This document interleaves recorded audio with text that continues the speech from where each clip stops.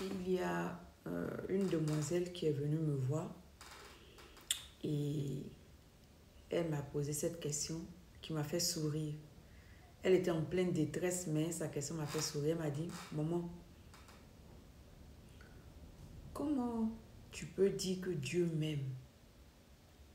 Et puis, je traverse toutes ces difficultés. Comment est-ce que je peux croire que Dieu m'aime alors que je suis autant malheureuse?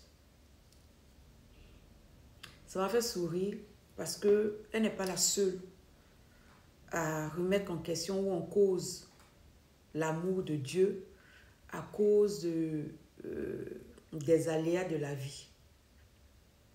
D'abord, je veux te faire comprendre quelque chose. L'amour de Dieu, là, ça ne te protège pas contre les épreuves. Ce n'est pas parce que Dieu t'aime que tu ne seras pas éprouvé. Ce n'est pas parce que Dieu t'aime que tu ne seras pas testé. La vie, c'est la vie. Il y a des hauts, il y a des bas. Dieu lui-même dit, il y a une saison pour tout. Il y a une saison pour rire, il y a une saison pour pleurer. On ne pleure pas juste pour la joie, on ne pleure pas juste de joie, on pleure aussi à cause du malheur, on pleure aussi devant la difficulté.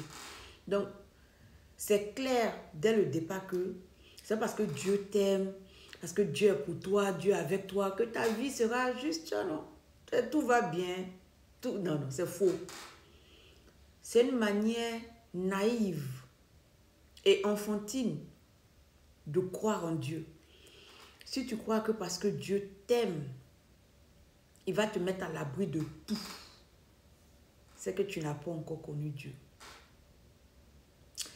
Et ensuite, j'aimerais dire que Dieu, là, il fonctionne selon son plan. Le plan qu'il a établi pour toi avant que tu ne descendes sur terre. Le plan que tu es venu accomplir sur terre, c'est selon ce plan-là qu'il fonctionne. Si ce plan-là demande que tu passes par la mer, sous la terre, par la croix, fournaise surchauffée, fosse au lion, tu vas passer par là. Ça n'a rien à voir avec la qualité de son amour ou l'intensité de son amour. Absolument rien. Si ce que tu es venu sur terre, sur terre, demande que tu passes par toutes ces épreuves, par tous ces obstacles, tu passeras par ce chemin-là. Point final. Dieu, il t'aime. Malgré tout ce que tu traverses. Ça paraît paradoxal, je te l'accorde. Mais je t'assure que Dieu t'aime. Il t'aime. Il t'aimait avant même que tu ne saches qu'il te tendait la main, mais qu'il te tend la main. C'est pas maintenant que tu lui appartiens qu'il ne va pas t'aimer, il t'aime. Donc quand l'épreuve, quand la difficulté perdure, cherche à savoir si tu as retenu véritablement les leçons que tu devais retenir de la situation difficile. Parce que la plupart du temps, on se lamente plus qu'on ne cherche à comprendre. Alors que la Bible dit, en temps de difficulté, réfléchis.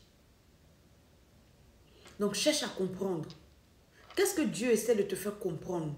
Quel message est caché derrière cette difficulté? Cette situation difficile, cette situation humiliante, whatever que ça puisse être, qu'est-ce que tu dois apprendre? Plus vite tu vas apprendre, plus vite la situation va passer. Dans certains cas. Mais dans d'autres cas, il y a un temps alloué à la situation que tu vis. Donc, si le temps là n'est pas arrivé, ma chérie, tu vas te lamenter, tu vas monter, tu vas descendre, tu vas crier, tu vas sauter, sauter, revenir, ça ne va pas changer. Donc, il faut que tu apprennes à te rassurer de l'amour de Dieu pour toi malgré tout. Que tu sois dans la disette ou dans l'abondance, je t'assure, Dieu t'aime de la même manière. Son amour ne change pas, ça ne vacille pas. Ce n'est pas un homme pour t'aimer aujourd'hui bien parce que tu es bien et puis demain il t'aime. Non, c'est faux. Il t'aime de la même manière en tout temps. Donc, il faut arrêter de te lamenter. Il faut réfléchir. C'est normal de pleurer. Hein. C'est normal de se lamenter. Ça arrive, hein. Même au plus fort d'entre nous, ça arrive. Mais, il y a un temps pour toute chose. Il y a un temps pour se lamenter. Il y a un temps pour réfléchir.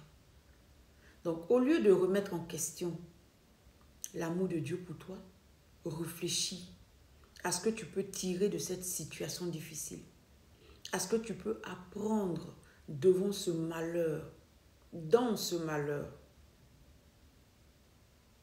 C'est là-bas que Dieu t'attend.